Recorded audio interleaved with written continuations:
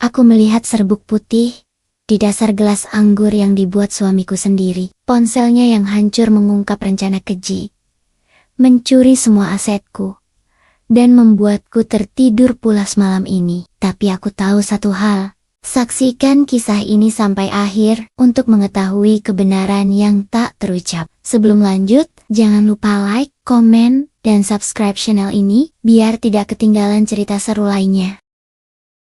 Aku masih bisa mencium aroma kopi yang menguar pagi itu. Aroma khas yang menjadi penanda awal hari-hari kami selama hampir 5 tahun. 5 tahun yang kuanggap sempurna, kokoh, tak tergoyahkan.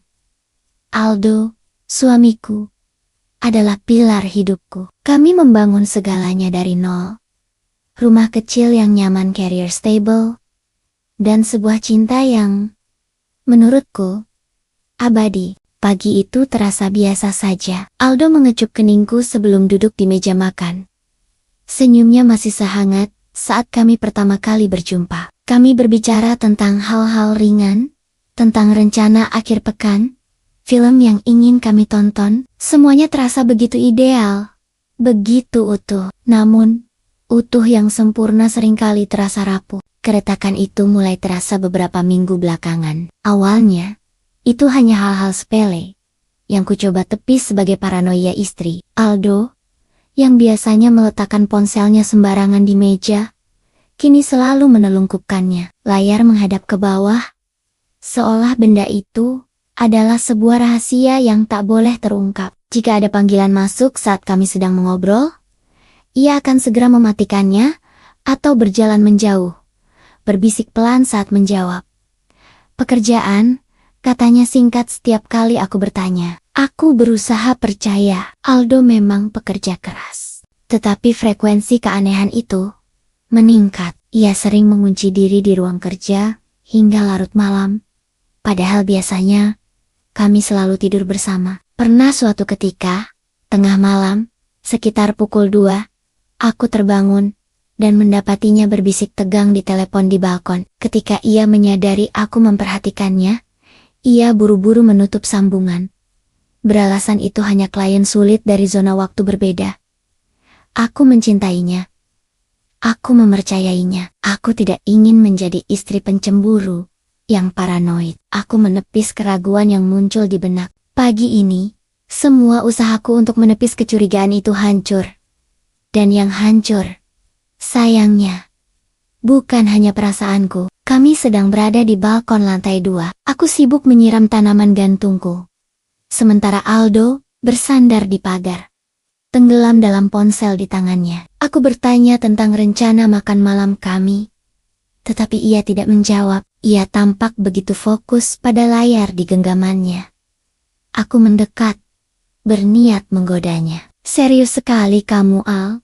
Sedang mengobrol dengan siapa? Tanyaku sambil mencoba mengintip. Reaksinya sungguh di luar dugaanku. Dia terlonjak kaget, nyaris berteriak. Dia menyentakkan tangannya menjauhiku, seolah aku hendak menyentuh api. Gerakan spontan dan tiba-tiba itu membuat benda pipih di tangannya terlepas. Benda itu terlempar ke udara, memantul satu kali di pagar balkon, lalu jatuh. Kami berdua terdiam, terpaku. Aku mendengar suara retakan yang memuakan ketika ponsel mahal itu menghantam lantai teras di bawah.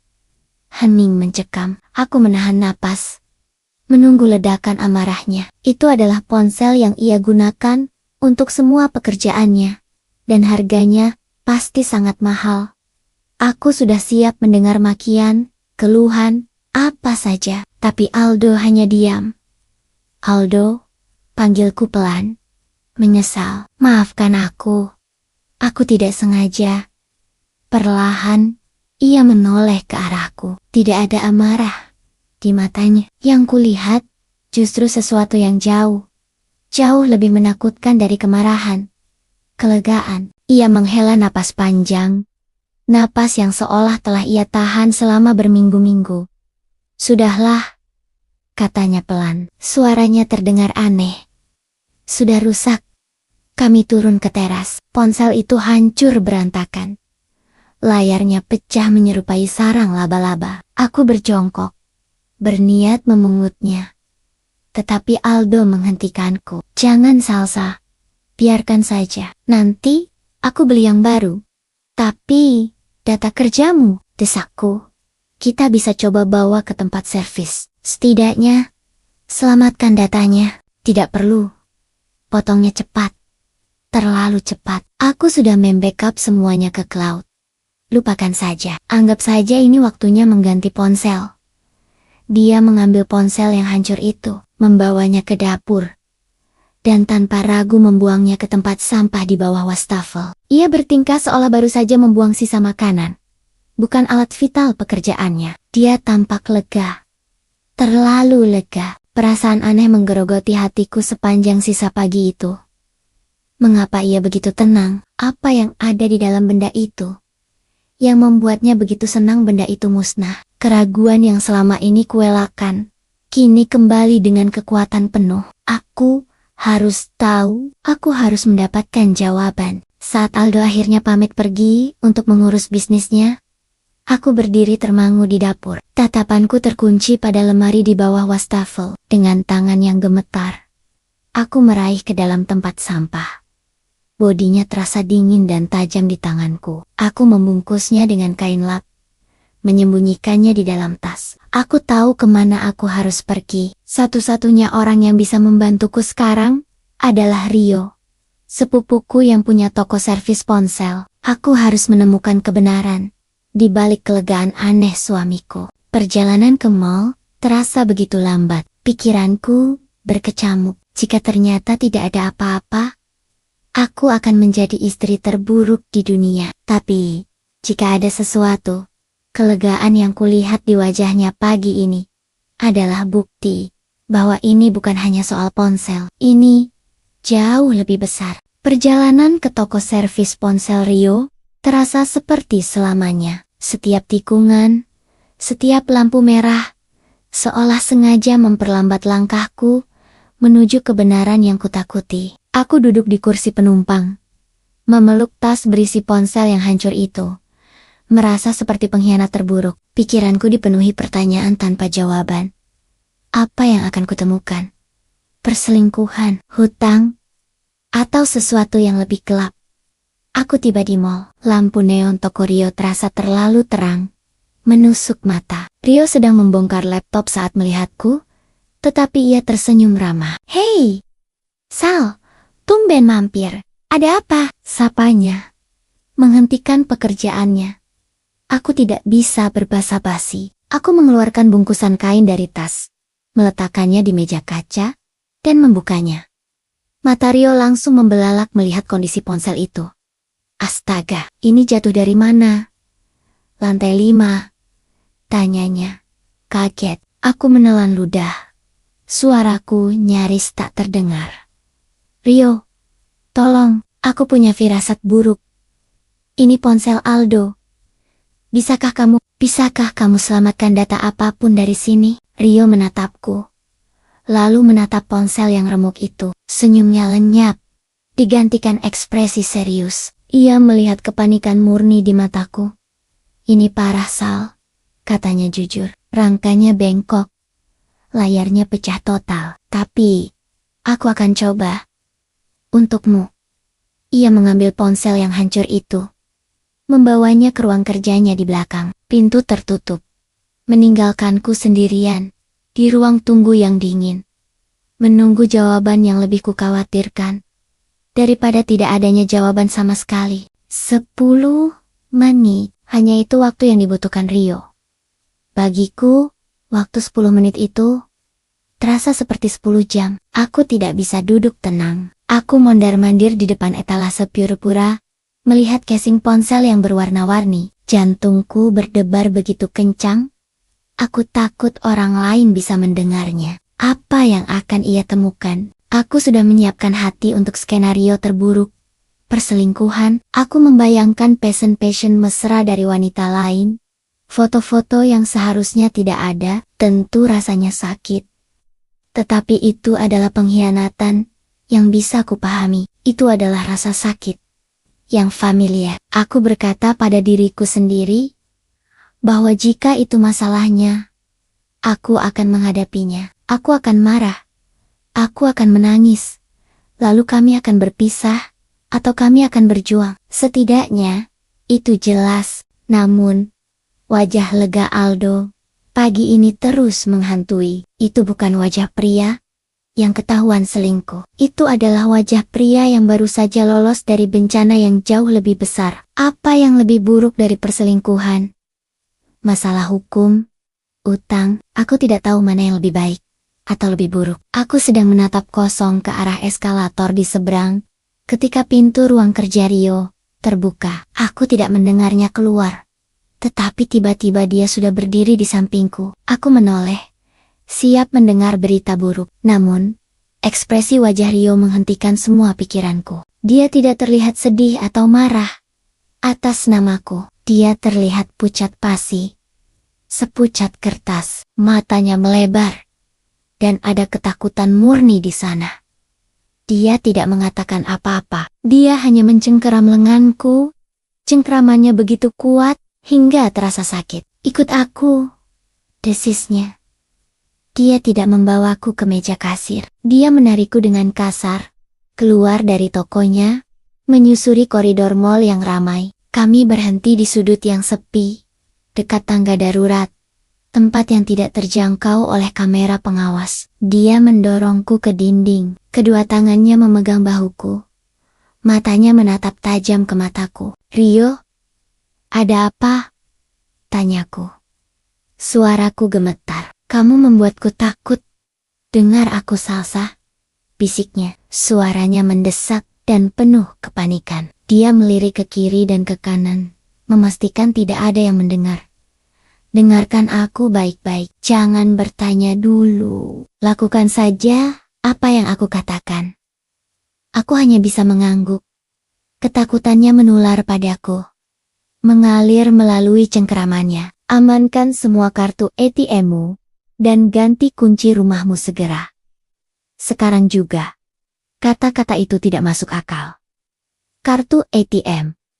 Ganti kunci. Aku menggeleng bingung. Apa maksudmu? Kunci? Kenapa? Apa ini soal uang? Aldo punya utang? Aku masih mencoba mencari penjelasan yang logis. Ini bukan soal utang, kata Rio. Suaranya pecah. Salsa, ini jauh lebih buruk. Jauh lebih buruk dari apapun yang bisa kamu bayangkan. Air mata mulai menggenang di mataku. Kenapa, Rio? Apa yang kamu lihat? Katakan padaku. Bukannya menjawab Hyumerogo Saku. Dia mengeluarkan ponsel Aldo. Ajaibnya, layarnya menyala. Meskipun retakan memenuhi di mana-mana, dengan tangan yang gemetar-gemetar yang lebih hebat daripada tanganku yang membuka sesuatu di ponsel itu. Dia tidak berkata apa-apa lagi. Dia hanya memutar layar ponsel itu dan menunjukkannya padaku. Aku menunduk, mataku mencoba fokus pada layar yang penuh retakan. Awalnya, aku bingung. Itu bukan aplikasi mengobrol, bukan galeri foto mesra. Itu adalah folder file, dan di dalam folder itu, aku melihat serangkaian fotoku. Bukan foto liburan kami, bukan foto pernikahan. Aku melihat foto kartu tanda pendudukku, foto kartu keluargaku, foto halaman depan buku tabunganku, foto pasporku, dan di bawahnya, sebuah dokumen yang belum selesai kubaca judulnya. Rio, ini. Aku mulai bicara. Masih tidak mengerti mengapa ia menyimpan semua ini. Terus lihat, bisik Rio. Dia menggeser layar itu, dan saat itulah aku melihatnya. Sebuah dokumen lain. Darahku serasa membeku. Napasku tercekat di tenggorokan. Seluruh kebisingan mal di sekitarku lenyap. Yang kulihat hanyalah kata-kata di layar itu. Itu adalah draft surat kuasa dengan namaku tercetak rapi di atasnya. Memberikan kuasa penuh kepada Aldo untuk menjual rumah kami. Dan di bawahnya ada sebuah file gambar. Itu adalah spesimen tanda tanganku. Sempurna, sama persis seperti aslinya. Ya Tuhan, aku berbisik. Aku tidak bisa merasakan kakiku. Masih ada lagi, kata Rio. Wajahnya mengeras. Dia menggeser lagi, membuka aplikasi pesan instan yang aman, yang bahkan aku tidak tahu Aldo memilikinya. Ada satu percakapan di sana dengan kontak yang hanya bernama J. Pesan terakhir baru saja masuk beberapa menit yang lalu. Saat ponsel itu terhubung ke wifi toko Rio, aku membaca pesan itu. Dan duniaku runtuh. Pesan dari J itu berbunyi, "Bagus, HP-nya sudah hancur. Sesuai rencana, lakukan tahap akhir malam ini. Pastikan dia tertidur pulas saat kita kosongkan semuanya." Aku menatap layar retak itu. Tetapi kata-katanya kabur. Telingaku berdengung. Tertidur pulas. Kalimat itu berputar-putar di kepalaku, menenggelamkan suara-suara lain di mall. Kakiku lemas. Aku pasti sudah jatuh jika Rio tidak memegangiku. Tidak. Aku berbisik. Itu kata pertama yang berhasil keluar dari mulutku. Tidak mungkin. Ini salah. Ini pasti. Seseorang menjebak Aldo. Aku menatap Rio. Memohon padanya untuk setuju. Kamu kenal Aldo? Rio. Dia baik. Dia mencintaiku. Wajah Rio yang pucat kini mengeras. Tidak goyah. Salsa. Aku juga berharap ini salah, katanya. Suaranya pelan tapi tegas. Tapi aku melihatnya. Saat aku membongkar ponselnya, aku melihat ada kartu SD2 yang disembunyikan di balik slot SIM, di tempat yang tidak seharusnya. Dia sengaja menyembunyikannya. Folder yang kamu lihat tadi, yang berisi identitas dan tanda tanganmu, ada di kartu SD tersembunyi itu. Ini bukan sesuatu yang dikirim orang lain untuk menjebaknya. Ini adalah sesuatu yang dia kumpulkan. Dia membangun folder itu. Salsa, air mata mulai mengalir deras. Tapi kenapa menjual rumah, mengosongkan? Itu uang kita bersama. Aku tidak tahu kenapa, kata Rio frustrasi. Tapi kita tidak punya waktu untuk mencari tahu alasannya sekarang. Pesan itu bilang, malam ini tahap akhir. Kamu dalam bahaya, Salsa. Bahaya besar tertidur pulas. Aku mengulang kata-kata itu. Gambar-gambar mengerikan melintas di benakku. Aldo yang tersenyum pagi tadi. Aldo yang berkata akan memasak makan malam spesial malam ini. Ya Tuhan, apa dia akan meracuniku? Rasa mual yang hebat menghantamku. Rasa cintaku pada Aldo yang beberapa jam lalu begitu kokoh, kini hancur berkeping-keping. Tergantikan oleh kengerian yang memuakan. Pria yang tidur di sampingku setiap malam itu berencana membunuhku. Apa yang harus aku lakukan? Suaraku pecah. Rio menarik napas dalam-dalam, mengambil alih kendali. Dia kembali menjadi teknisi yang logis. Pertama, bukti. Aku sedang mengkloning seluruh isi ponsel ini, termasuk kartu SD tersembunyi itu, ke hard drive eksternal. Ini akan menjadi bukti utamamu. Kedua, uangmu. Ambil ponselmu. Telepon bank sekarang juga. Semua bank yang kamu miliki. Katakan dompetmu dicuri. Blokir semua kartu kredit. Blokir semua akses ke rekening tabunganmu. Semuanya. Ketiga, rumah. Kamu tidak bisa kembali ke sana jika kuncinya masih sama. Telepon tukang kunci 24 jam. Suruh mereka bertemu denganmu di rumah segera. Tapi Aldo mengira ponsel ini hancur. Dia mengira rencananya aman. Potong Rio. Dia akan bertindak normal. Kamu juga harus bertindak normal. Kamu harus sampai di rumah sebelum dia. Kamu harus ganti kunci itu sebelum dia pulang. Ini bukan lagi soal pernikahanmu. Ini soal hidupmu. Kata-kata itu menyentakku. Dia benar. Pria yang kucintai telah merencanakan akhir hidupku malam ini. Tiba-tiba, rasa takut yang membekukan itu berubah menjadi sesuatu yang lain. Sesuatu yang dingin, keras dan tajam. Itu adalah kemarahan. Baik, kataku. Suaraku terdengar asing, lebih kuat dari yang kuduga. Aku akan selesaikan cloning ini. Setelah selesai, aku akan masukkan hard drive-nya ke dalam kotak ponsel baru. Aku akan berikan padamu dalam kantong belanja. Jika Aldo menelepon dan bertanya kamu di mana, katakan kamu sedang di mall. Merasa bersalah karena ponselnya rusak.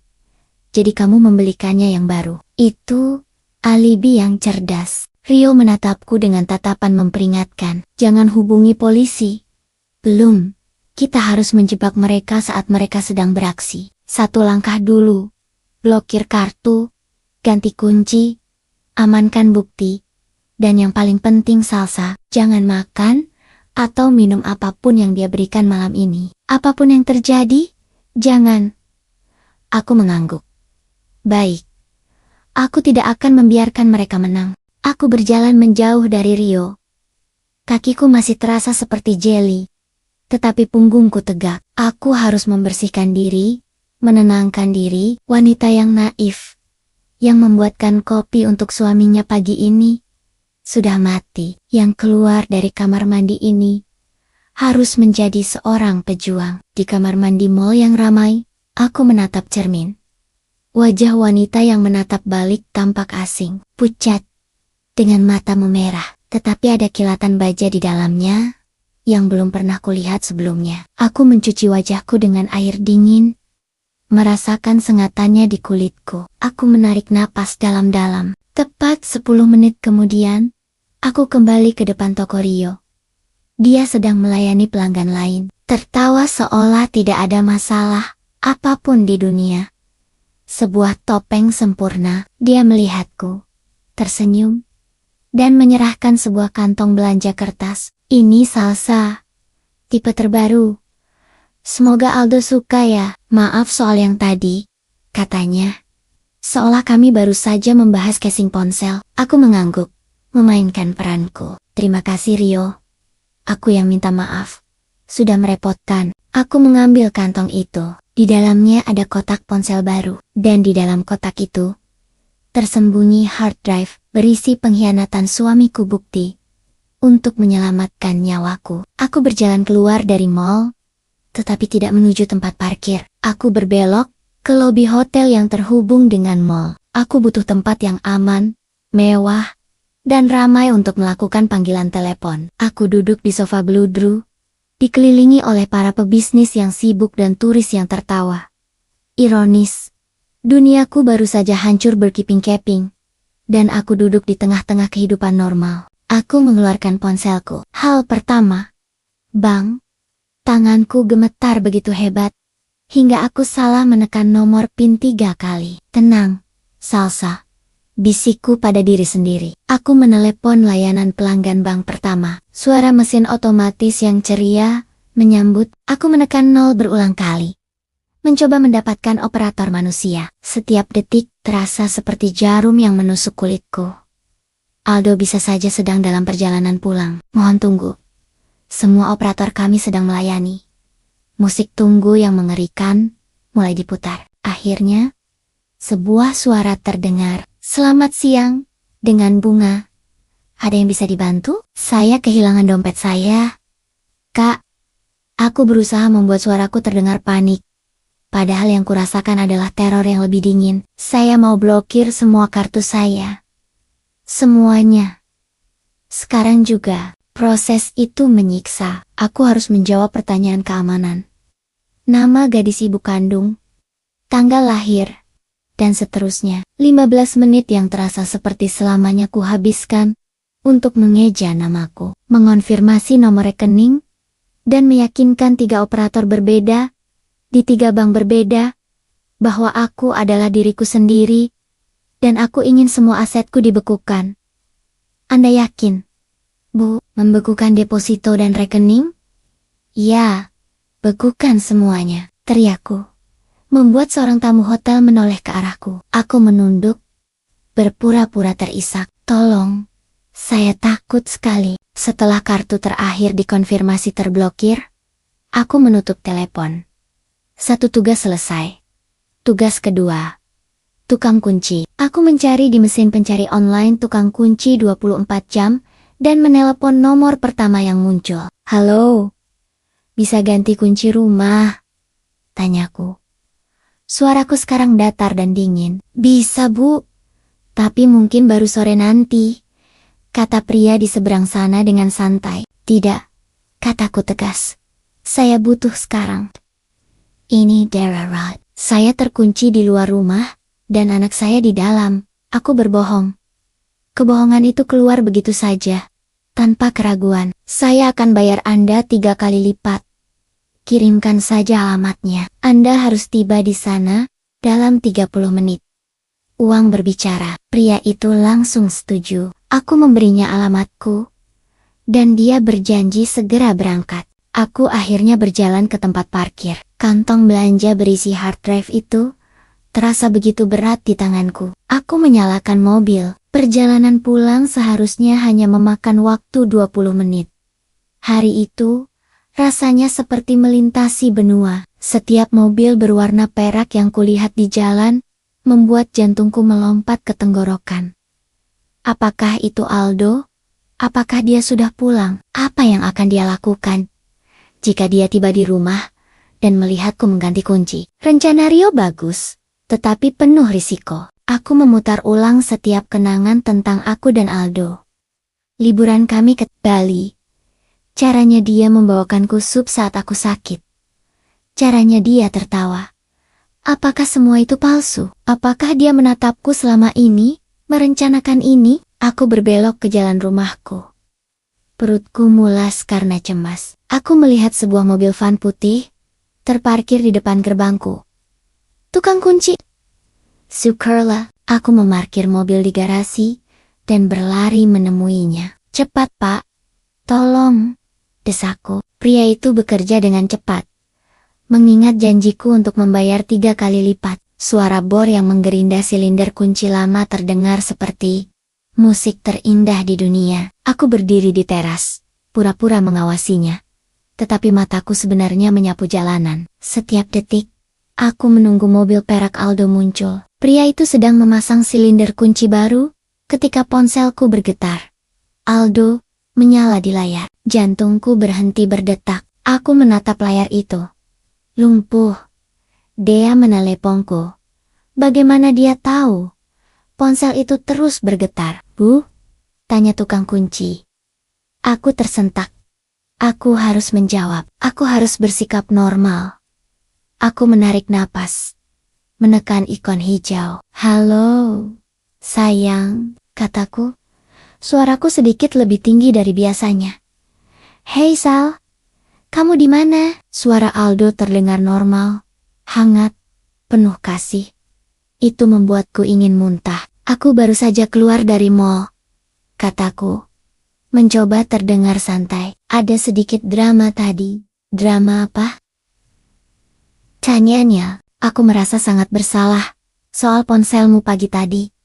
Jadi aku membelikanmu yang baru sebagai permintaan maaf. Hening sejenak di seberang. Lalu dia tertawa. Tawa yang tulus. Sayang, kamu tidak perlu melakukan itu. Sudah kubilang tidak apa-apa. Aku tahu. Tapi aku tetap merasa tidak enak. Kataku. Ya sudah. Kamu di mana sekarang? Sudah mau pulang? Tukang kunci itu sedang menguji kunci baru. Klik, klik. Iya. Kataku cepat. Mencoba menutupi suara itu. Aku sedang di jalan. Mungkin 10 menit lagi sampai. Kamu di mana? Aku juga baru mau jalan pulang. Katanya. Bagus. Kita bisa sampai bersamaan. Aku akan memasak makan malam spesial malam ini. Kamu pasti suka. Makan malam spesial. Tertidur pulas. Aku tidak sabar. Kataku. Suaraku nyaris tercekat. Sampai ketemu di rumah, sayang. Aku menutup telepon. Tanganku basah oleh keringat dingin. Selesai, Bu? Kata tukang kunci itu. Dia menyerahkan satu set kunci baru yang berkilau. Ini kuncinya. Yang lama sudah tidak bisa dipakai lagi. Aku memberinya uang tunai. Jauh lebih banyak dari yang dia minta. Terima kasih. Dia masuk ke mobil van dan menyalakan mesin. Tepat saat mobil van tukang kunci itu berbelok di ujung jalan, menghilang dari pandangan. Sebuah sedan perak muncul dari tikungan yang sama. Itu Aldo. Mobilnya berhenti, tepat di belakang mobilku. Dia keluar, tersenyum. Senyuman yang sama yang kulihat ribuan kali. Tapi malam ini, senyuman itu terlihat seperti topeng yang mengerikan. Aku memaksakan seulas senyum kaku. Tanganku mencengkeram kunci baru begitu erat, hingga logamnya menancap di telapak tanganku. Kamu terlihat pucat, sayang, katanya. Berjalan ke arahku. Dia merapikan rambutku. Sentuhannya membuat kulitku meremang. Drama di mall pasti membuatmu lelah. Iya. Jawabku singkat. Agak pusing. Dia merogoh sakunya. Mengeluarkan kuncinya yang lama. Aku menahan napas. Ini saatnya. Dia memasukkan kuncinya ke lubang kunci. Kluk. Kunci itu tidak mau berputar. Dia mengerutkan kening. Dia mencobanya lagi. Lebih keras. Klang. Suara logam yang beradu. Kunci itu tidak masuk sepenuhnya. Aneh. Gumamnya. Dia menatapku. Kuncinya macet. Jantungku berdebar di dada. Ini adalah kebohongan pertama. Aku harus melakukannya dengan benar. Aku memaksakan tawa gugup. Soal itu, maaf Al. Aku lupa memberitahumu. Aku mengangkat kunci baru di tanganku. Aku harus mengganti semua kunci. Ekspresi Aldo berubah. Senyumnya lenyap. Matanya menyipit. Itu hanya sepersekian detik. Tapi aku melihatnya. Kemarahan yang dingin dan cepat. Mengganti kunci. Kenapa aku harus terlihat panik? Persis seperti yang Rio sarankan. Dompetku. Kataku. Suaraku sengaja dibuat bergetar. Aku rasa dompetku dicuri di mall. Aku tidak yakin. Mungkin jatuh, tapi kuncinya ada di sana. Kunci rumah cadangan kita. Aku menatapnya dengan mata terbelalak. Memainkan peran istri yang ketakutan. Aku panik sekali. Aku takut seseorang mengambilnya dan tahu alamat kita. Jadi aku langsung menelepon tukang kunci. Aldo menatapku lama. Aku bisa melihat pikirannya bekerja di balik matanya. Dia sedang menimbang-nimbang. Apakah dia percaya padaku dan kartumu? Tanyanya pelan. Aku baru saja dapat email dari bank. Semua rekening diblokir. Itu juga karena dompet. Aku mengangguk cepat. Semua kartu ada di dompet itu. Aku langsung memblokir semuanya. Aku takut sekali Al. Dia menatapku sejenak lagi. Lalu, perlahan, topeng itu kembali terpasang. Wajahnya melembut. Dia menghela napas dan memelukku. Ya Tuhan, sayang, kamu pasti ketakutan sekali. Kenapa tidak meneleponku? Pelukannya terasa seperti sangkar. Aku harus menahan keinginan untuk mendorongnya menjauh. Semuanya terjadi begitu cepat. Bisikku di bahunya. Aku baru meneleponmu setelah semuanya selesai. Tidak apa-apa, katanya, melepaskan pelukannya. Dia mengambil kunci baru dari tanganku. Kamu melakukan hal yang benar. Dia membuka pintu. Sekarang ayo masuk. Kamu harus tenang. Aku akan memasak makan malam yang enak untukmu. Rumahku sendiri, kini terasa seperti wilayah musuh. Setiap sudutnya terasa asing. Aku meletakkan kantong belanja berisi kotak ponsel baru di meja ruang tamu. Ini untukmu, kataku. Aldo meliriknya. Kamu benar-benar membelikanku yang baru. Dia tersenyum. Tetapi senyumnya tidak sampai ke mata. Kamu tidak seharusnya repot-repot. Aku hanya merasa bersalah, kataku. Berjalan ke dapur. Aku harus mengawasinya. Biar aku bantu. Tawarku saat dia mulai mengeluarkan bahan-bahan dari kulkas. Ada daging steak mahal, asparagus, dan jamur. Tidak usah. Tolaknya halus. Kamu duduk saja. Kamu terlihat lelah. Aku akan siapkan semuanya. Anggap saja ini permintaan maafku, karena pertengkaran kecil kita pagi tadi. Dia menyuruhku duduk di meja makan. Tempat aku bisa melihatnya. Aku sedang mengawasi seorang pria yang berencana membunuhku. Perlombaan sesungguhnya dimulai di sini. Aku tidak boleh melepaskan pandanganku darinya. Aku duduk di meja makan, kaku seperti patung. Jarak beberapa meter yang memisahkanku dari Aldo, yang sibuk di dapur, terasa seperti jurang tak teratasi. Setiap gerakan pisaunya yang memotong sayuran membuatku tersentak. Aku mengawasinya seperti elang. Ia bergerak dengan efisien sangat normal. Suami yang penuh perhatian. Memasak untuk istrinya yang kelelahan. Tapi aku tahu, yang sebenarnya, aku sedang mengawasi pria yang berencana membuatku tertidur pulas sebelum pagi menjelang. Kamu yakin Tidak mau ku bantu, Al? Tanyaku lagi. Mencoba berdiri. Duduk, Salsa, katanya. Suaranya sedikit lebih tegas, tetapi masih dihiasi senyum. Nikmati saja malam ini. Aku juga akan membuka botol anggur spesial kita. Dia menunjuk kerak anggur, botol anggur merah mahal, yang kami simpan untuk perayaan khusus. Sarafku menegang. Aku memperhatikan tangannya, mencermati setiap gerakan. Setiap kali ia membungkuk mengambil sesuatu dari laci bawah, jantungku berhenti berdetak. Apakah dia mengambil racunnya sekarang? Setiap kali ia membelakangiku untuk membuka kulkas, aku menahan napas. Dia memasak steak dengan sempurna. Aroma bawang putih dan mentega memenuhi udara. Aroma yang biasanya membuatku lapar, kini membuatku mual. Dia menata makanan di 2 piring dengan sangat indah. Mirip di restoran mewah. Dia meletakkan 1 piring di depanku. Makanan itu tampak lezat dan mungkin mematikan. Makanlah selagi panas, katanya. Duduk di seberangku. Aku mengambil garpu dan pisau. Tanganku gemetar. Aku memotong sepotong kecil daging. Aku harus berpura-pura. Oh, tunggu, katanya tiba-tiba. Berdiri lagi. Aku lupa anggurnya. Dia berjalan ke rak anggur, membelakangiku. Ini dia.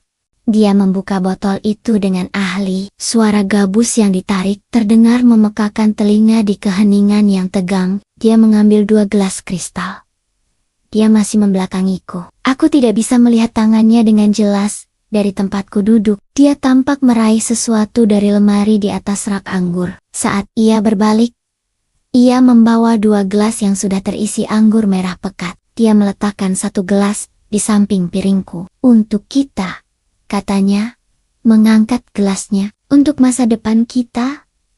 Aku mengangkat gelasku. Tanganku gemetar. Aku tidak akan meminumnya. Aku tidak akan memakan ini. Kenapa diam saja? Makanlah, desaknya lembut. Aku harus mencari alasan. Aku membutuhkan waktu. Ponselku, kataku tiba-tiba. Aku rasa aku meninggalkannya di mobil. Aku harus memeriksanya. Mungkin ada yang menemukan dompetku dan menelepon. Itu alasan yang lemah. Tapi itu satu-satunya yang terpikir olehku. Biar kuambilkan, tawarnya.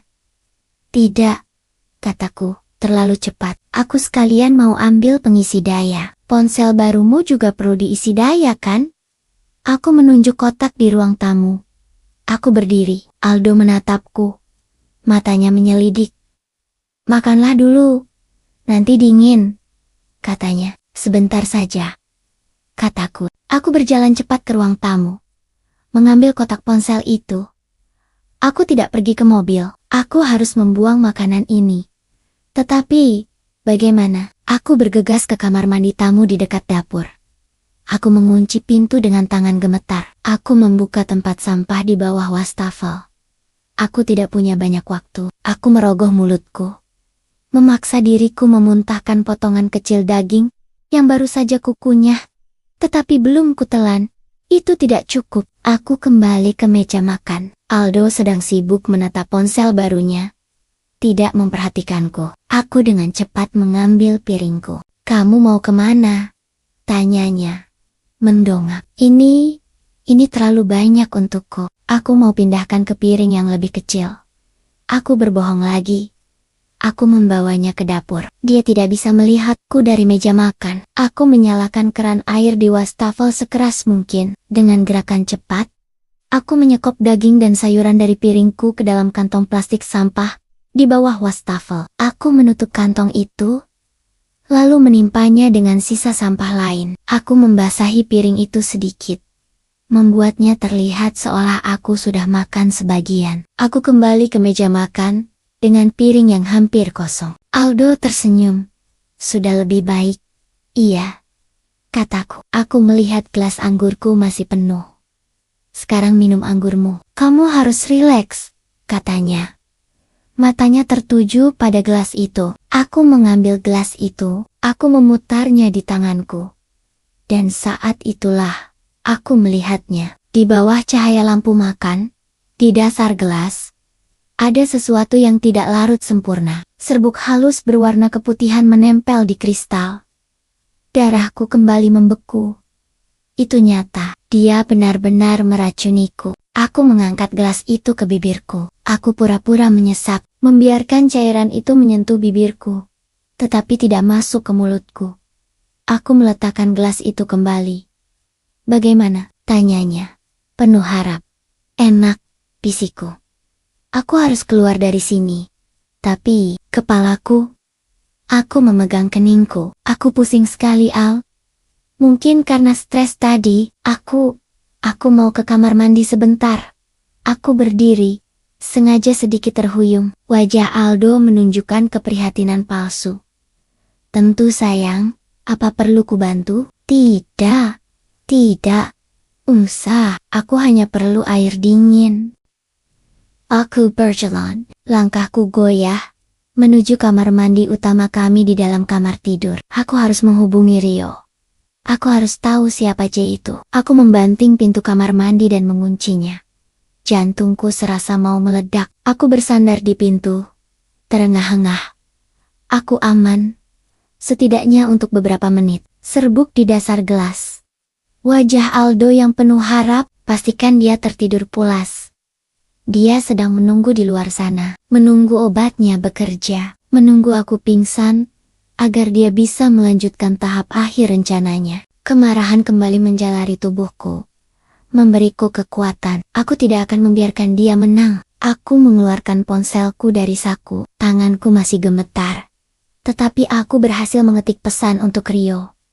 Aku di rumah. Dia ada di sini. Dia mencoba meracuniku. Gelas anggur ada serbuk di dalamnya. Aku pura-pura pusing dan mengunci diri di kamar mandi. Dia ada di luar. Aku butuh tahu siapa J sekarang, Rio. Aku harus tahu. Aku menekan tombol kirim. Tanda centang 1, menunggu tanda centang 2 dibaca. Pikiranku berpacu. Aku tidak bisa selamanya bersembunyi di sini. Aldo akan curiga. Ponselku bergetar. Pesan dari Rio. Tenang, Sal. Aku sedang mengerjakannya. Sejak kamu pergi, aku tidak berhenti mencari. Data di kartu SD itu, sebagian besar terenkripsi. Tapi aku menemukan sesuatu. Kalender. Dia punya backup kalender yang tidak terenkripsi. Ketukan di pintu kamar mandi. Tok, tok, tok. Salsa, sayang. Kamu tidak apa-apa. Suara Aldo terdengar begitu khawatir. Begitu palsu. Aku tersentak. Aku menempelkan punggungku ke pintu. Iya. Balasku berteriak. Suaraku sengaja dibuat lemah. Perutku mual sekali. Mungkin aku salah makan tadi siang. Mau kuambilkan obat? Tanyanya. Tidak usah. Biarkan aku sendiri sebentar. Terdengar hening di luar. Aku membayangkan dia berdiri di sana, mendengarkan, menunggu. Ponselku bergetar lagi. Pesan dari Rio. Ada jadwal pertemuan rutin. Setiap hari Rabu, jam siang, selama 3 bulan terakhir. Tempatnya selalu sama. Sebuah kafe kecil di pusat kota. Tidak ada nama. Hanya pertemuan. Aku mengetik balasan dengan cepat. Itu tidak memberitahuku siapa orangnya. Aku tahu. Balas Rio. Aku sedang melakukan cross-reference dengan data GPS dari log ponselnya. Dia tidak menghapus data lokasinya. Tebak dia kemana setelah dari kafe itu hari Rabu minggu lalu. Aku menunggu. Jantungku berdebar. Dia pergi ke sebuah gedung apartemen mewah di Kuningan. Dia di sana selama 2 jam. Aku sedang melacak pemilik unit apartemen yang sering dikunjungi di jam itu. Ini butuh waktu.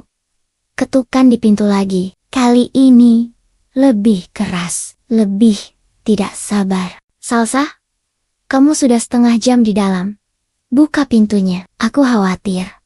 Suaranya tidak lagi lembut. Ada nada perintah di dalamnya. Dia mulai panik. Rencananya tidak berjalan sesuai jadwal. Diare. Aku berbohong, merasa jijik pada diriku sendiri. Tetapi, tidak punya pilihan lain. Jangan masuk. Aku malu. Pergi saja. Aku akan keluar kalau sudah selesai. Terdengar umpatan pelan dari balik pintu. Baiklah. Aku tunggu di ruang tamu. Jangan lama-lama. Aku mendengar langkah kakinya menjauh. Dia memberiku sedikit waktu lagi. Ponselku bergetar hebat. Pesan dari Rio. Aku tidak perlu melacak pemiliknya. Aku menemukan sesuatu yang lain. Folder backup dari aplikasi pesan lain. Aplikasi ini sepertinya terhubung ke media sosialnya. Dia menyimpan beberapa foto-foto yang di screen capture. Salsa, aku akan kirimkan fotonya sekarang. Kamu harus siap. Jantungku berhenti. Aku tahu apa yang akan kulihat. Aku sudah merasakannya sejak nama J muncul. Sebuah gambar muncul di layarku. Itu adalah tangkapan layar dari sebuah unggahan media sosial. Sebuah foto 2 gelas sampahnya di atas meja, dengan latar belakang pemandangan kota di malam hari. Lokasinya ditandai, apartemen mewah, di Kuningan. Tapi bukan itu yang membuatku membeku. Itu adalah keterangan fotonya. Keterangan itu berbunyi, akhirnya, 1 langkah lebih dekat menuju kebebasan kita. Aku mencintaimu, A, dan nama akun yang mempostingnya itu. Jihan. Sahabat karibku, pengiring pengantinku, wanita yang memegang tanganku saat ibuku meninggal. Rio mengirim foto lain. Kali ini, foto profil akun itu. Jihan sedang tersenyum ke kamera. Senyuman yang sama yang dia berikan padaku minggu lalu saat kami makan siang. J adalah Jihan. Aku tidak bisa bernapas. Pengkhianatan ini terlalu dalam. Ini bukan hanya suamiku. Ini adalah 2 orang terdekat dalam hidupku. Mereka bersekongkol melawanku. Mereka merencanakan ini bersama. Salsa, kamu di sana. Pesan Rio masuk. Rasa sakit itu begitu hebat, begitu tajam, hingga membakar semua ketakutanku. Yang tersisa hanyalah amarah. Amarah yang dingin, murni, dan mematikan. Mereka tidak hanya mencoba mengambil uangku. Mereka tidak hanya mencoba mengambil rumahku. Mereka mencoba mengambil nyawaku. Sambil tertawa di belakangku. Aldo mengira aku adalah istri yang lemah dan penurut. Jian mengira aku adalah sahabat yang bodoh dan naif. Mereka salah besar. Aku menghapus air mataku. Aku menatap bayanganku di cermin. Wanita yang ketakutan tadi sudah pergi. Yang menatap balik adalah seseorang yang tidak mereka kenal. Aku membuka kunci pintu kamar mandi. Aku harus mengakhiri sandiwara ini. Aku harus membuat mereka memulai tahap akhir itu. Aku harus membuat mereka datang. Agar Rio bisa merekam pengakuan penuh mereka. Aku harus keluar dan berpura-pura mati. Aku membuka pintu kamar mandi. Engselnya berderit pelan. Langkahku terasa berat. Seperti membawa beban 1000 kilo. Di balik semua keterkejutan dan rasa sakit, sebuah rencana telah terbentuk di benakku. Didorong oleh kemarahan yang membakar, aku berjalan keluar. Kamar tidur kami terasa berbeda. Cahaya lampu meja yang lembut, spray katun putih yang bersih semuanya disiapkan untuk kejahatan. Aku melihat Aldo duduk di tepi ranjang. Ponsel barunya ada di tangan. Tetapi dia tidak menatapnya. Dia menatapku. Tatapannya intens. Penuh perhitungan. Sudah lebih baik, sayang? Tanyanya, aku harus berakting. Ini adalah peran terpenting dalam hidupku. Taruhannya adalah nyawaku. Aku berjalan ke sisi ranjang. Memaksakan seulas senyum yang lemah. Sedikit, kataku, membuat suaraku terdengar serak. Aku berjalan melewatinya menuju lemari. Pura-pura mengambil baju tidur. Aku harus membuang waktu. Aku harus memastikan Rio siap. Aku mengambil baju tidurku. Lalu tiba-tiba, aku memegang keningku lagi. Lebih keras kali ini. Aku tidak tahu. Aku benar-benar pusing, keluhku. Aku butuh tidur sebentar. Ya, tentu saja, katanya. Dan kali ini, aku melihatnya. Kelegaan di matanya yang kembali muncul. Bukan kelegaan pagi tadi karena ponselnya hancur. Tetapi kelegaan karena racun yang dia berikan mulai bekerja sesuai rencana. Dia bangkit, dan berjalan ke arahku. "Sini sayang," katanya. Suaranya kini lembut, tetapi terasa seperti jerat. Dia menuntunku ke ranjang. Aku membiarkannya melakukannya. Sentuhannya terasa menjijikkan, seperti disentuh oleh ular. Pria yang meracuniku kini sedang membantuku berbaring. Aku memejamkan mata. "Aku akan tidur sebentar," bisik. "Tidurlah sayang," katanya. "Tidurlah yang nyenyak." Aku mendengar dia berjalan ke sisi lain ranjang. Aku menunggu. 5 detik, 10 detik. Aku merasakan ranjang itu bergeser saat ia duduk. Kemudian, aku mulai menjalankan bagian paling penting dari rencanaku. Aku mulai menahan napas. Aku membiarkan tubuhku menjadi lemas. Aku melonggarkan genggaman tanganku di atas selimut. Aku harus terlihat tidak sadarkan diri. Aku merasakan tangan Aldo menyentuh keningku. Jantungku berdebar tak karuan, tetapi aku memaksa otot-ototku untuk rileks, untuk tidak bereaksi. "Panas," gumamnya. Suaranya sudah tidak lagi berakting. Dia kemudian melakukan hal yang tidak terduga. Dia mendekatkan wajahnya ke mulutku. Aku bisa merasakan napasnya. Dia sedang memeriksa napasku. Saat itulah, naluri pertahananku mengambil alih. Aku harus bernapas. Perlahan, sesangat mungkin, aku melepaskan sedikit udara, lalu menarik napas kembali. Nyaris tidak terdeteksi. Dia menarik diri. "Tidur pulas," bisiknya pada dirinya sendiri. "Puas." Aku mendengar suara gesekan. Aku tahu dia mengambil ponsel barunya. Aku tegang, menunggu. Dia akan menelepon Jihan. Aku mendengar jari-jarinya mengetik. Kemudian, dia mengangkat ponselnya ke telinga. "Halo Jihan." Suara Jihan, suara sahabatku sendiri. Aku harus mengendalikan diri agar tidak bangun dan berteriak. "Ya, sudah, dia sudah out," kata Aldo. "Aku memberinya dosis penuh, jadi dia akan tidur setidaknya sampai pagi." Dosis penuh.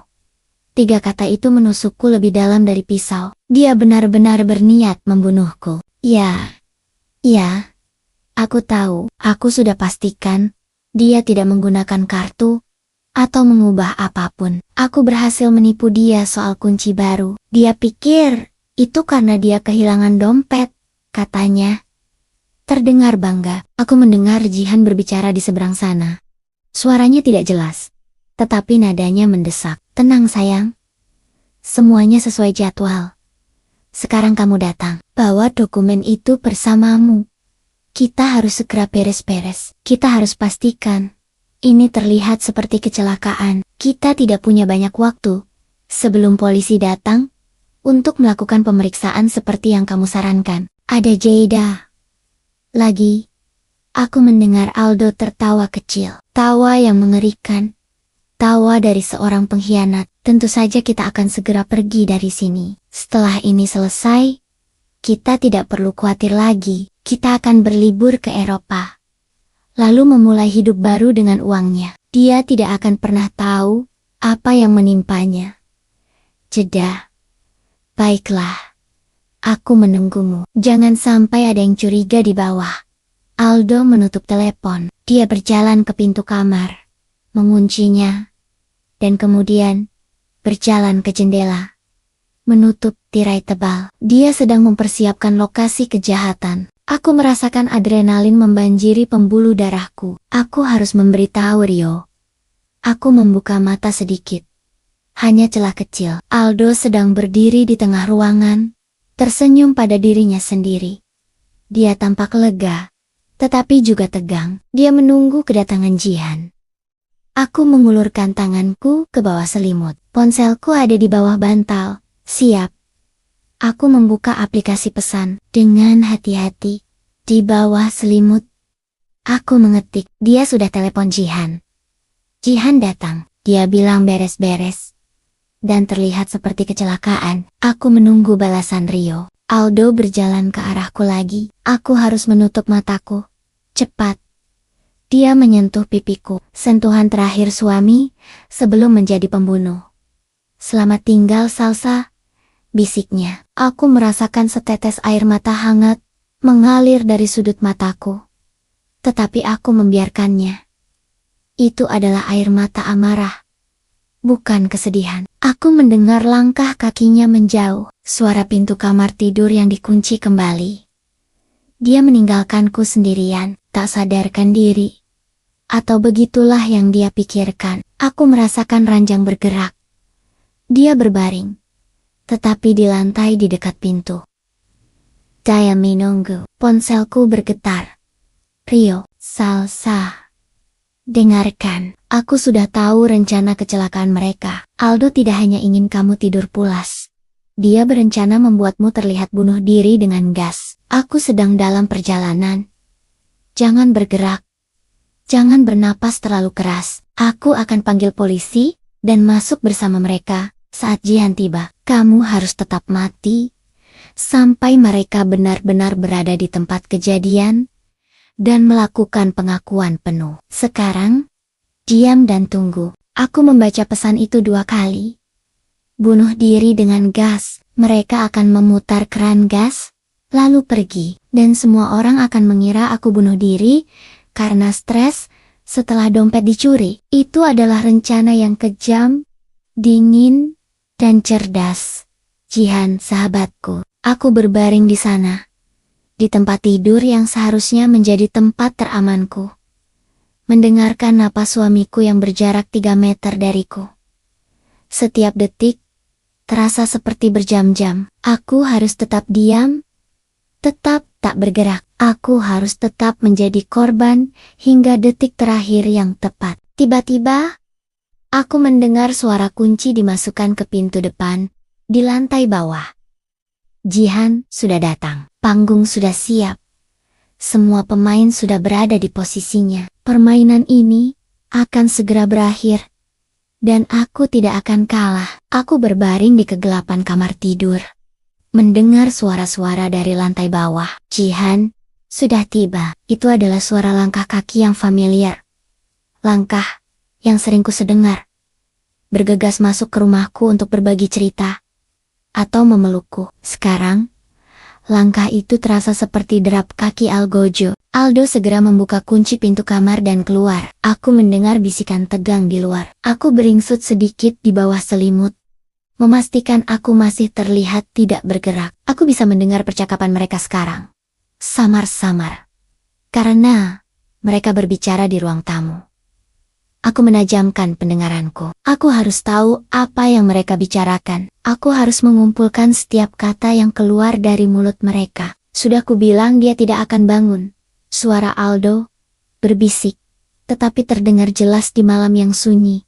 Racunnya kuat. Kita punya waktu sampai pagi. Kamu yakin kunci ini berfungsi? Itu suara Jihan. Tegang dan mendesak. Aku tidak mau ambil risiko. Sudah kubilang. Aku punya kuncinya. Balas Aldo. Sedikit kesal. Aku membuatnya beberapa minggu yang lalu. Sebelum kamu menyarankan kita memalsukan tanda tangan surat kuasa itu. Yang dia ganti hanya yang di depan. Kunci cadangan. Aku mengutuk dalam hati. Tentu saja, Aldo si perencana ulung sudah punya kunci cadangan. Keputusanku mengganti kunci tadi hanya memberinya alibi. Tetapi tidak menghentikan rencana mereka sepenuhnya. Rio benar-benar jenius. Karena menyuruhku untuk memblokir kartu dan mendapatkan bukti. Ayo, segera selesaikan. Desak Jihan. Bawa dia ke kamar mandi. Aku mendengar langkah kaki mereka mendekat. Mereka akan masuk ke kamar tidur. Jantungku berdebar tak karuan. Nyaris meledak. Aku harus tetap diam. Pura-pura tidak bernapas. Pintu kamar terbuka pelan. Lampu koridor menyinari sebagian ranjang. Aldo dan Jihan masuk. Jihan berjalan cepat ke sisi ranjangku. Salsa, bisiknya. Dia tidak menyentuhku. Dia hanya menatapku. Ekspresinya dipenuhi campuran ketakutan dan semacam kepuasan yang dingin. Aku ingin bangun dan menampar wajahnya. Dia benar-benar terlihat seperti sedang tidur pulas. Kata Jihan kepada Aldo. Suaranya sedikit lebih keras. Tentu saja, kata Aldo, berjalan ke lemari kami. Ambil dokumen itu. Aku akan menempatkannya. Sudah kubawa, kata Jihan. Aku akan letakkan di meja samping tempat tidur. Tapi, Aldo, kamu yakin kita tidak perlu? Kamu tahu, membuat catatan? Catatan bunuh diri? Aldo tertawa pelan. Tawa yang membuatku merinding. Lebih baik tidak usah, itu terlalu klise. Biarkan saja polisi menyimpulkan bahwa dia depresi karena kehilangan dompet dan memblokir semua kartunya. Itu lebih meyakinkan. Jihan kemudian mendekat ke ranjang. Hanya beberapa senti dari telingaku. Aku harus mematung. Kau tahu, aku hampir merasa bersalah, bisiknya. Tetapi suaranya jelas mengandung nada kebanggaan yang mengerikan. Dia sangat mempercayai kita. Dia tidak pernah curiga sedikit pun padaku. Itulah gunanya sahabat sejati. Sayang, kata Aldo. Kamu yang terbaik dalam hal ini. Aku tidak akan pernah bisa melakukan ini tanpamu. Aku merasakan Jihan menjauh dariku. Aku membuka mata sedikit, memastikan mereka tidak melihat. Mereka sekarang berdiri di sudut kamar, di dekat meja rias. Aku harus mengakui, kata Aldo. Suaranya terdengar sombong sekarang. Membuat Salsa menandatangani surat kuasa palsu itu lebih mudah daripada yang kukira. Dia tidak pernah membaca dokumen yang kuberikan kepadanya. Aku hanya perlu bilang itu dokumen investasi. Dasar bodoh. Bukan bodoh, Aldo, balas Jihan. Itu cinta. Cinta membuatnya buta, sama seperti caraku membutakanmu. Sebuah keheningan singkat. Aku merasakan ketegangan di udara. Apa maksudmu? Tanya Aldo. Nada suaranya berubah tajam. Oh, ayolah, kata Jihan. Suaranya kini penuh ejekan. Kamu pikir kamu yang merencanakan ini? Kamu pikir kamu cerdas? Aku yang memberitahumu tentang utang properti milikku. Aku yang membuatmu percaya bahwa satu-satunya cara keluar dari masalah hutangmu adalah dengan menceraikannya, lalu menjual aset kalian berdua. Aku tidak punya utang, bantah Aldo. Jihan tertawa. Tawa yang menusuk tulang. Tentu saja kamu tidak punya. Itu tipuanku. Aku tahu, kamu tidak akan pernah mau membunuh istrimu.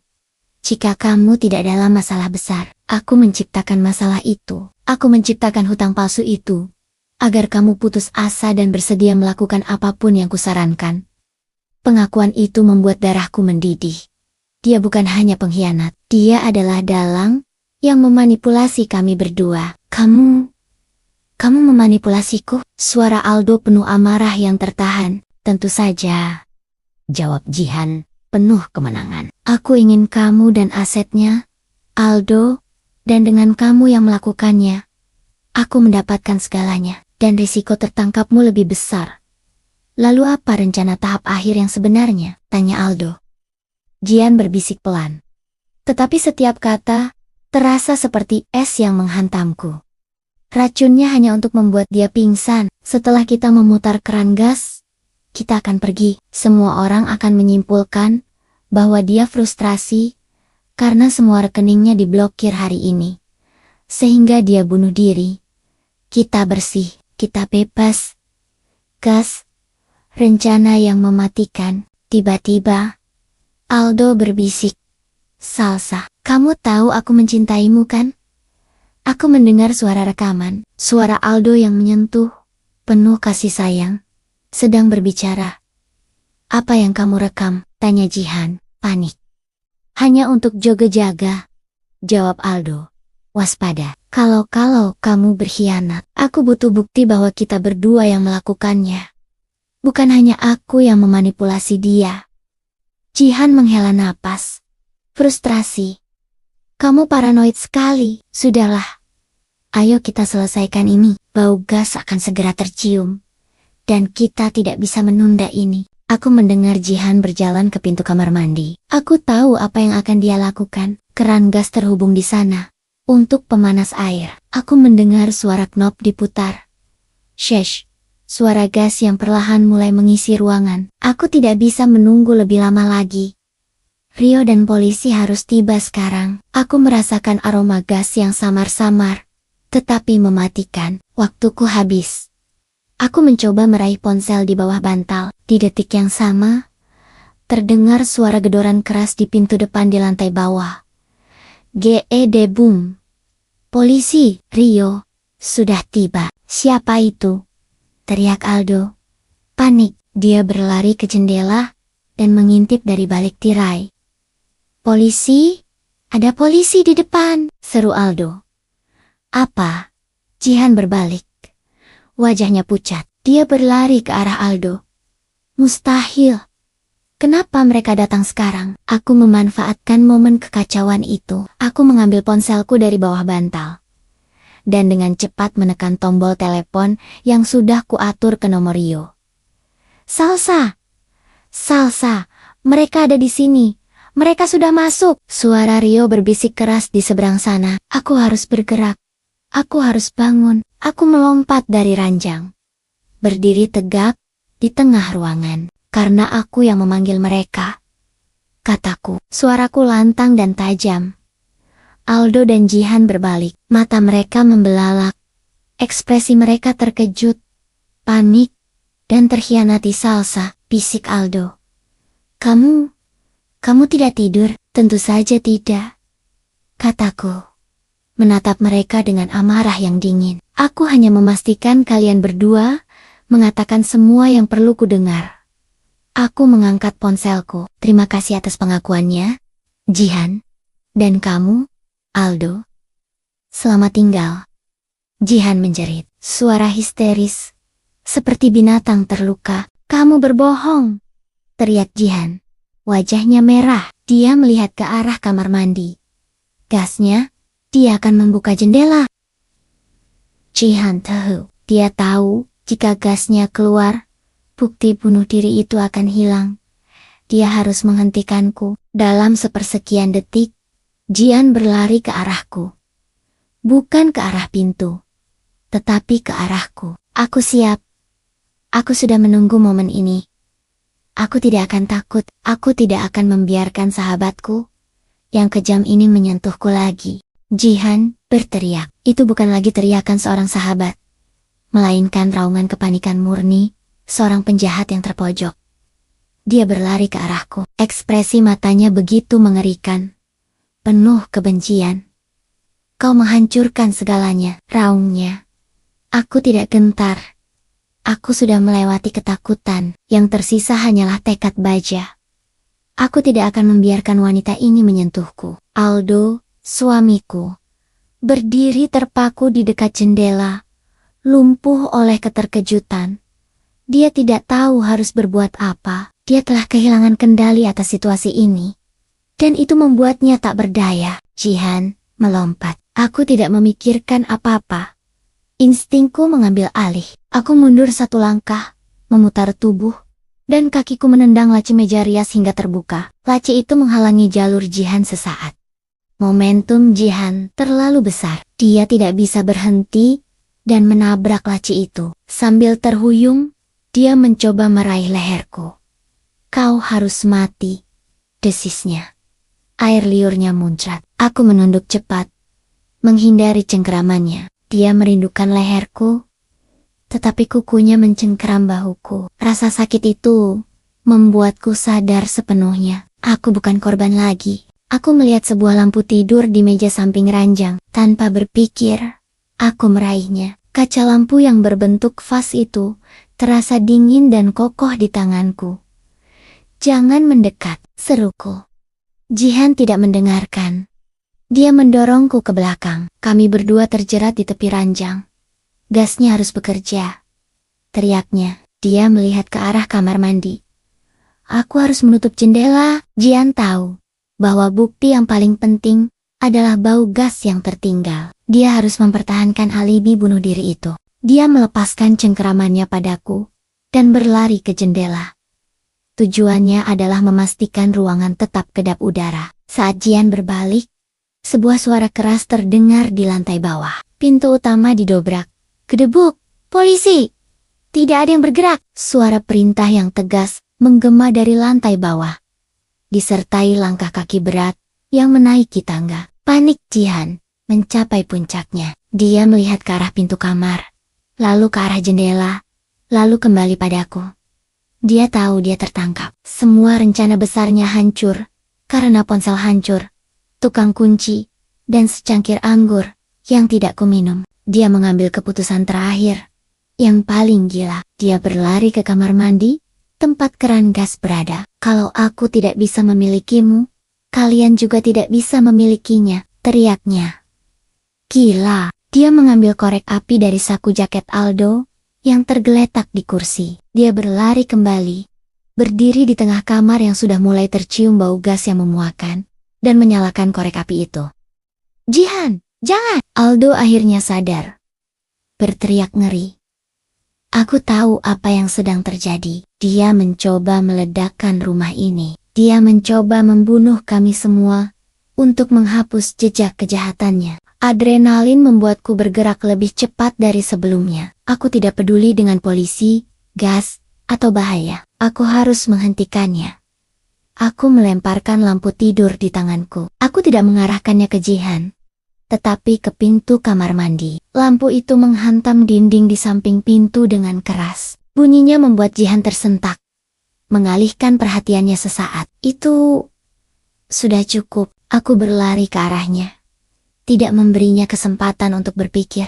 Aku menerjangnya, mendorong tubuhku ke tubuhnya, menjatuhkan kami berdua ke lantai. Korek api yang menyala itu terlepas dari genggamannya, dan terlempar ke karpet. Jihan melawan dengan kekuatan yang menakutkan. Dia meninju wajahku. Rasa sakit itu menyentakku. Aku merasakan darah di bibirku, tapi aku tidak melepaskannya. Aku mencengkeram pergelangan tangannya, memutarnya, dan berhasil membuatnya berteriak kesakitan. Saat itu, pintu kamar didobrak terbuka. Rio berada di sana, diikuti oleh 2 petugas polisi berseragam lengkap. Rio melihat kami yang sedang bergumul di lantai, dan Jihan yang sedang mencoba memukulku. Dia dalangnya. Dia yang mencoba membunuhnya, teriak Rio.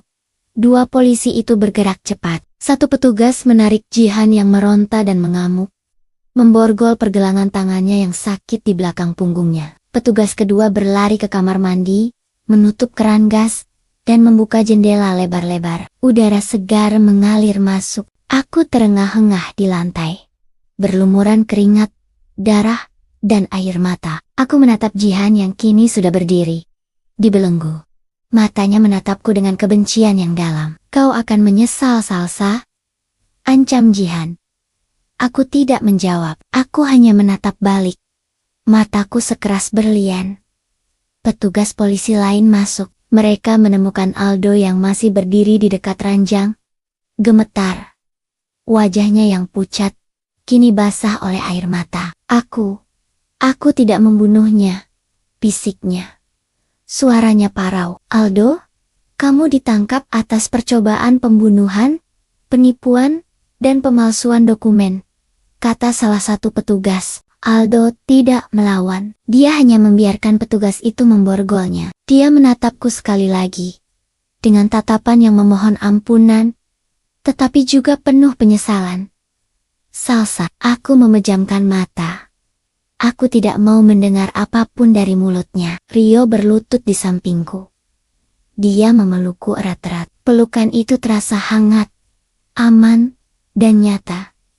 Sudah berakhir, Sal, bisiknya di telingaku. Kau aman. Kami merekam semuanya. Pengakuan mereka ada di sini. Dia menunjukkan ponselnya yang sudah merekam audio percakapan mereka.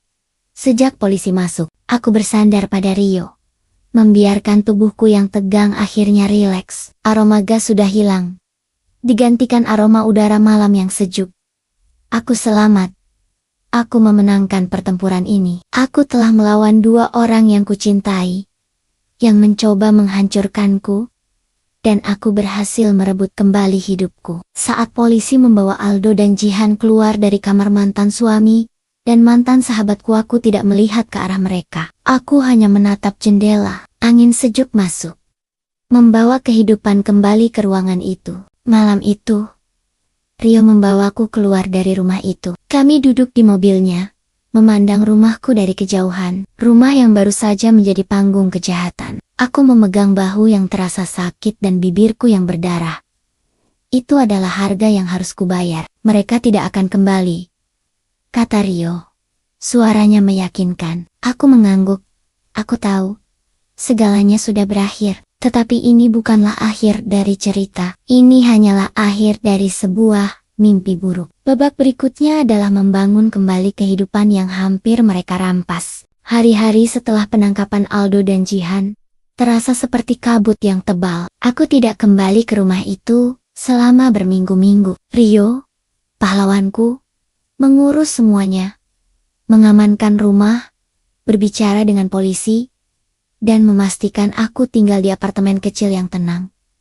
Aku butuh waktu untuk mencerna, bukan hanya fakta bahwa aku hampir mati, tetapi fakta bahwa dua orang terdekatku adalah dalang di baliknya. Setiap pagi, aku bangun dengan rasa mual. Aku tidak hanya berduka atas pernikahanku, aku berduka atas kepercayaanku pada manusia, atas tahun-tahun yang kuanggap bahagia, yang ternyata hanyalah topeng dari pengkhianatan yang mengerikan. Aku merasa bodoh, naif, dan tercemar. Rio tidak pernah meninggalkanku sendirian. Dia bukan hanya sepupu.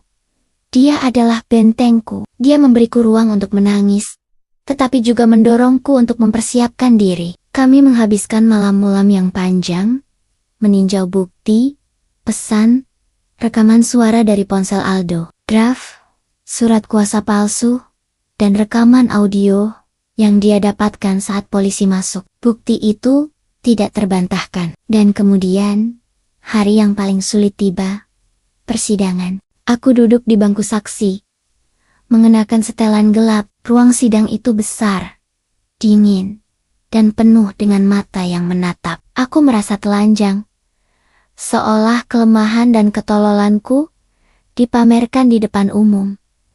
Di sebelah sana Meya terdikwa. Aku menatap Aldo. Dia terlihat kurus.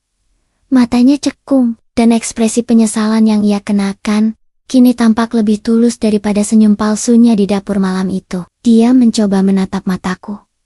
Tetapi aku memutus kontak mata itu dengan cepat. Aku tidak akan membiarkannya memanipulasiku lagi. Lalu, ada Jihan, sahabatku.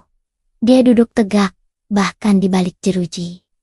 Dia tidak menunjukkan penyesalan sama sekali. Dia menatapku dengan kebencian yang sama, dingin, penuh amarah, seolah aku, korban yang selamat, adalah pihak yang bersalah, karena telah merusak rencana sempurnanya. Melihatnya membuat perutku mulas. Jaksa mulai bertanya. Suaraku terdengar tegar, lebih tenang dari yang kukira. Aku menceritakan semuanya, dari ponsel yang hancur, kelegaan yang mencurigakan, sampai serbuk putih di dasar gelas anggur. Aku menceritakan bagaimana aku harus berpura-pura mati, bagaimana aku mendengarkan rencana mereka untuk membuat kematianku terlihat seperti bunuh diri. Saat rekaman audio dari malam itu diputar, suasana ruangan langsung berubah. Suara Jihan, yang berteriak tentang utang palsu dan manipulasi, terdengar jelas. Suara Aldo yang bingung. Lalu suara ketukan pintu, suara teriakan, dan suara keributan saat Jihan mencoba menyalakan korek api. Aku menutup mata. Aku tidak perlu melihatnya. Aku sudah hidup melalui mimpi buruk itu. Pengacara Aldo berusaha mati-matian. Mereka mencoba menyangkal bahwa itu adalah racun. Mereka mencoba menyalahkan Jihan sepenuhnya, mengatakan Aldo adalah korban dari manipulasi Jihan dan tidak tahu apa-apa tentang rencana pembunuhan itu. Tapi kemudian, jaksa menghadirkan kesaksian Rio. Rio, dengan keahlian teknisnya, menjelaskan bagaimana hard drive tersembunyi itu berisi data-dataku, termasuk tanda tangan palsu yang sudah Aldo latih. Itu adalah bukti persiapan yang disengaja. Tidak ada yang bisa menyangkal bahwa dia juga merencanakan kejahatan itu. Saat tiba giliran Jihan, ia mencoba membuat drama. Dia menangis, mengatakan dia hamil, mengatakan dia tertekan, semua kebohongan. Aku hanya menatapnya. Dingin. Aku mengenal kebohongan itu. Aku pernah melihat ekspresi itu saat dia mengatakan, "Kamu adalah sahabat terbaikku." Hakim, seorang wanita paruh-baya dengan tatapan tajam, mengakhiri persidangan dengan tenang. Semua bukti memberatkan. Kejahatan yang dilakukan sangat terencana, kejam, dan melibatkan pengkhianatan ganda. Malam itu, aku tidak bisa tidur. Aku tahu putusan akan dibacakan besok. Aku ingin memaafkan, tetapi aku tidak bisa. Mereka tidak hanya merusak hidupku, mereka hampir mengakhirinya. Aku harus melihat keadilan ditegakkan, bukan untuk balas dendam, tetapi untuk menutup babak ini selamanya. Keesokan harinya, aku kembali. Hakim memasuki ruangan. Semua orang berdiri, berdasarkan bukti yang dihadirkan, termasuk rekaman pengakuan yang tidak terbantahkan, dan bukti pemalsuan yang disengaja. Suara hakim terdengar tegas di seluruh ruangan. Aku menahan napas. Aku menatap lurus ke depan. Terdakwa Aldo dinyatakan bersalah atas percobaan pembunuhan, penipuan, dan pemalsuan dokumen. Suara gemuruh kecil terdengar di ruangan itu. Pengadilan menjatuhkan hukuman penjara selama 12 tahun. Aku mendengar Aldo merosot di kursinya. Dia menangis. Suaranya parau. Lalu, giliran Jihan. Aku menguatkan diri. Terdakwa Jihan dinyatakan bersalah atas percobaan pembunuhan terencana, manipulasi, dan persekongkolan kejahatan. Sebagai dalang utama, pengadilan menjatuhkan hukuman penjara seumur hidup. Seumur hidup. Kata-kata itu menghantam ruangan seperti palu godam. Jihan berdiri. Dia tidak berteriak atau menangis. Dia hanya menatapku. Sekali lagi, dengan tatapan penuh kebencian yang dalam dan kekalahan. Tapi kali ini, aku tidak takut. Kebenciannya tidak bisa lagi menyentuhku. Keadilan telah ditegakkan. Mereka akan membayar harga yang mahal untuk kejahatan mereka. Aku berjalan keluar dari gedung pengadilan. Rio sudah menungguku. Dia memelukku, dan aku merasakan air mata akhirnya menetes. Bukan air mata sedih, tetapi air mata lega. Sudah selesai, Sal, bisik Rio. Kamu bisa memulai lagi. Aku melihat ke langit. Cerah, biru. Hidupku baru saja dimulai lagi. Aku selamat, dan aku adalah pemilik penuh atas diriku sendiri, atas aset-asetku, dan atas masa depanku. Aku tidak lagi bodoh. Aku adalah pejuang. Setelah persidangan berakhir dan vonis dijatuhkan, tiba saatnya aku berhadapan dengan rumah itu lagi.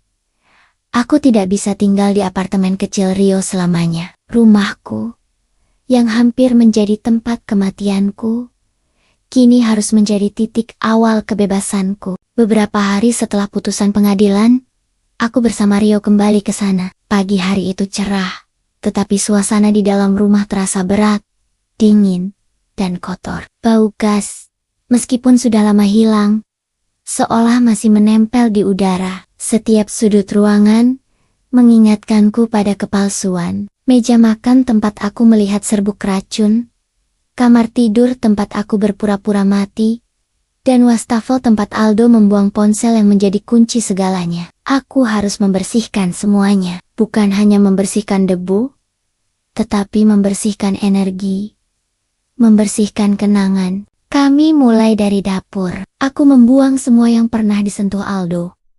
Gelas anggur kristal itu kuhancurkan, melemparkannya ke tempat sampah. Piring makan, yang terakhir kami gunakan, ku buang. Semua peralatan yang dia pakai untuk menyiapkan makan malam spesial itu, ku bersihkan dengan keras, seolah mencoba mengikis bekas pengkhianatan dari permukaannya.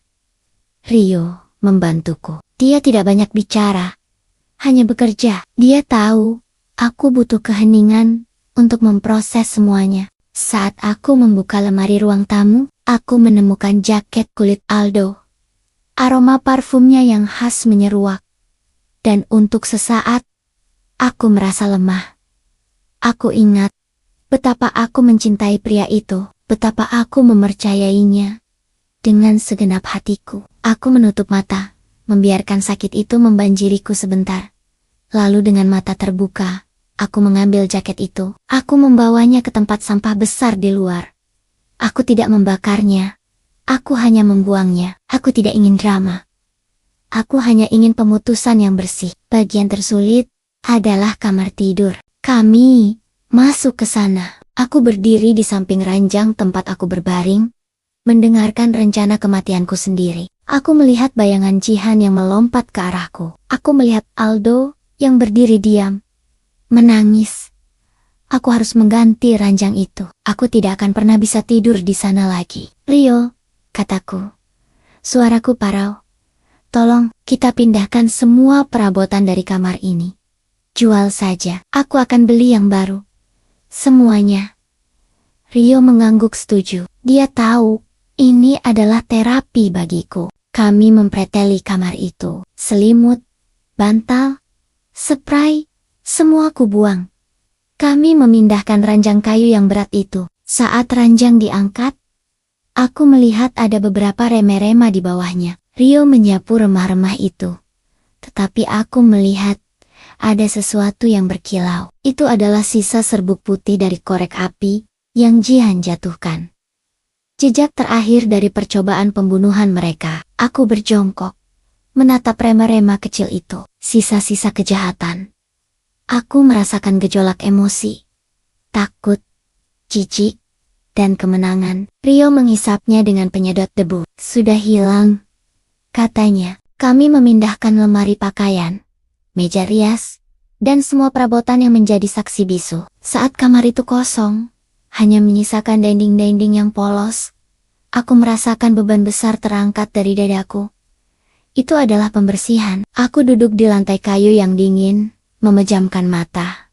Terima kasih Rio, bisikku. Tidak perlu berterima kasih Sal, jawabnya lembut. Aku akan selalu menjagamu. Itu janji.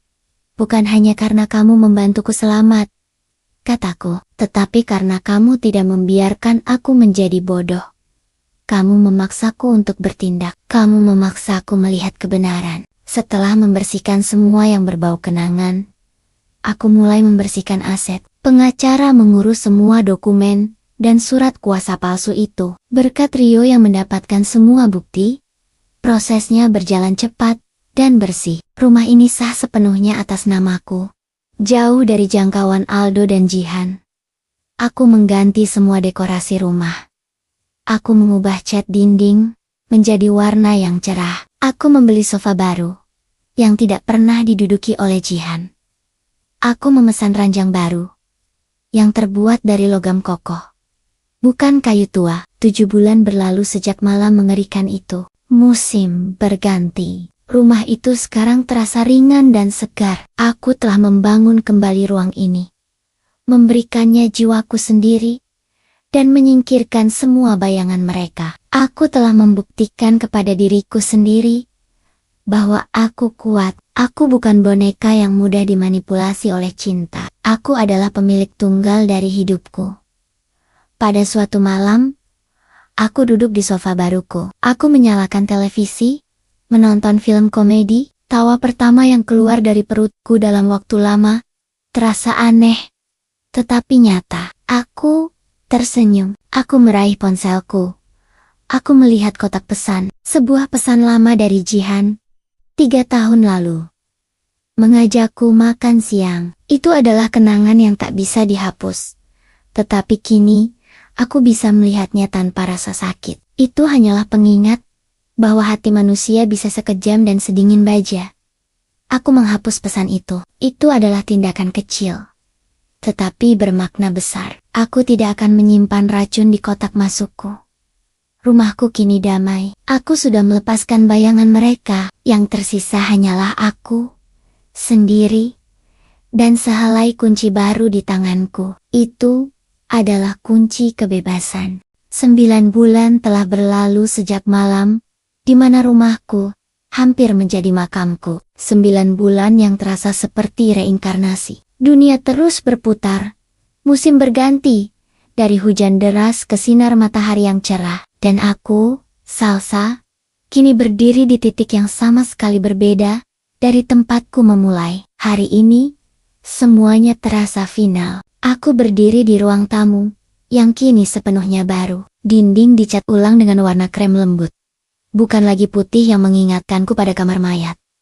Furnitur lama telah diganti. Tidak ada satupun sofa atau meja yang pernah menjadi tempat Jihan duduk, atau Aldo merencanakan kejahatannya. Kamar tidur kami, yang kini menjadi kamar tidurku, dihiasi dengan spray berwarna biru laut, mewakili ketenangan yang akhirnya kudapatkan. Kucing kecil yang kutemukan di tempat penampungan, kini melompat ke sofa baru, meringkuk di bawah sinar matahari yang masuk melalui jendela. Suara dengkurannya adalah satu Satania, suara pendamping yang kuizinkan. Aku baru saja menutup telepon dengan pengacaraku. Semua proses hukum telah selesai sepenuhnya. Surat kuasa palsu itu dibatalkan. Semua asetku telah dikembalikan. Dan aku, secara hukum, adalah pemilik tunggal rumah ini dan semua harta benda di dalamnya. Aku tidak hanya selamat. Aku berjalan ke dapur, membuat secangkir teh. Saat aku menuangkan air panas, aku mengingat kembali gelas anggur itu. Gelas yang kini sudah hancur. Aku tersenyum tipis. Aku tidak lagi takut pada ingatan itu. Ingatan itu adalah bekas luka, bukan belenggu. Aku mengambil ponselku dan mengirim pesan. Teh hangat dan kabar baik, sudah siap. Kapan kamu mau mampir? Jawabannya datang hampir seketika. 10 menit. Aku juga membawa hard drive itu. Saatnya menguburnya untuk selamanya. Rio. Dia adalah bagian integral dari babak baru ini. 10 menit kemudian, bel pintu berbunyi. Aku membuka pintu, dan wajah tersenyum Rio menyambut. Dia tampak lelah, tetapi matanya bersinar. Kami duduk di ruang tamu. Rio mengeluarkan hard drive eksternal dari tasnya. Benda kecil ini berisi rekaman pengakuan Aldo dan Jihan, draft surat kuasa palsu, dan semua bukti lain yang digunakan untuk memenjarakan mereka. Mau kita apakan ini? Tanyanya. Simpan, kataku, menunjuk sebuah kotak kayu di rak buku. Aku tidak akan menghapusnya. Bukan untuk berjaga-jaga, tetapi sebagai pengingat. Aku ingin ingat betapa kuatnya aku, dan betapa cepatnya aku harus bereaksi saat naluriku berbicara. Rio memasukkan hard drive itu ke dalam kotak kayu, menutupnya, dan mengembalikannya ke rak. Sebuah penutup yang definitif. Kami berbicara tentang persidangan. Aku menceritakan padanya bagaimana ekspresi Jihan saat vonis seumur hidup dijatuhkan. Dia tidak menyesal, kataku. Dia hanya marah karena rencananya gagal. Dia memang tidak akan menyesal, kata Rio, menyeruput tehnya. Dia adalah dalang yang sempurna, Sal. Dingin dan licik, tapi kamu lebih cerdas. Kamu melihat kelegaan Aldo, dan kamu bertindak. Itu adalah naluri bertahan hidup yang luar biasa. Dan Aldo, tanyaku. Aku perlu tahu bahwa aku sudah benar-benar selesai dengannya. 12 tahun itu panjang, jawab Rio. Dan percayalah, dia tidak akan pernah mendapatkan kesempatan untuk memanipulasimu lagi. Pengacaramu sudah memastikan dia tidak akan pernah bisa mengajukan banding atau mengajukan kontak apapun denganmu. Aku menghela napas lega. Bebas. Aku benar-benar bebas. Rio bangkit. Aku harus kembali ke toko. Ada pesanan spare part mendesak. Aku mengantarnya ke pintu. Aku memeluknya erat-erat. Kamu menyelamatkan hidupku, Rio. Kamu menyelamatkan dirimu sendiri, Sal. Koreksinya. Tersenyum. Aku hanya memberimu alatnya. Dia pergi. Aku menutup pintu. Aku berdiri di tengah ruang tamu, menyadari kesunyian yang ada. Itu bukan kesunyian kesepian, tetapi kesunyian kedamaian. Aku tidak perlu lagi mendengarkan langkah kaki orang lain, atau mengkhawatirkan bisikan di malam hari. Aku adalah satu Satania, penguasa takdirku. Aku berjalan ke meja kecil di pintu masuk. Di sana, di atas tatakan, tergeletak satu set kunci. Kunci baru. Kunci yang dibuat oleh tukang kunci di hari yang menentukan itu. Kunci yang telah menyelamatkan nyawaku. Mereka berkilauan, dingin, dan bersih. Aku mengambil kunci itu. Aku memegangnya erat-erat di tanganku. Aku tidak lagi melihatnya sebagai alat untuk mengunci diri dari bahaya, tetapi sebagai simbol kepemilikan. kepemilikan atas rumah ini, atas masa depanku, dan atas diriku sendiri. Aku tersenyum. Senyum yang tulus, tanpa topeng. Aku berjalan ke pintu depan, aku membuka pintu itu. Menghirup udara sore yang sejuk. Di depan rumahku yang baru dicat, yang kini terasa seperti benteng pertahananku, aku memutar kunci di lubang kunci. Kluk. Kunci itu masuk dengan sempurna. Kunci itu berputar dengan lancar. Aku adalah Salsa. Aku adalah seorang penyintas. Aku telah kehilangan sahabat dan suami. Tetapi aku mendapatkan kembali diriku. Babak ini telah usai. Kehidupan baruku, tanpa bayangan masa lalu, baru saja dimulai. Aku melangkah keluar, menutup pintu di belakangku, dan menguncinya.